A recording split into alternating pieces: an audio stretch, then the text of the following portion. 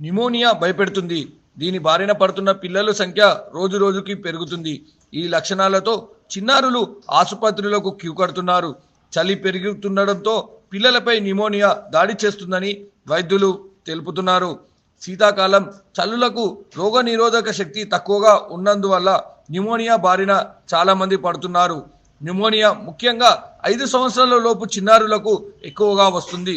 దీన్ని సులభంగా తగ్గించే వైద్య చికిత్సలు అందుబాటులో ఉన్నప్పటికీ చాలామంది ఉపయోగించుకోవడం లేదని వైద్యులు తెలియజేస్తున్నారు.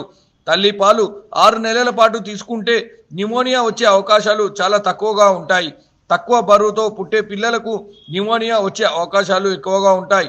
రోగ నిరోధక శక్తి తక్కువగా ఉండే చిన్నపిల్లలకు, వృద్ధులకు, మహిళలకు, గర్భిణులకు ఈ వ్యాధి బారిన తరచూ పడే అవకాశం ఉంటుంది.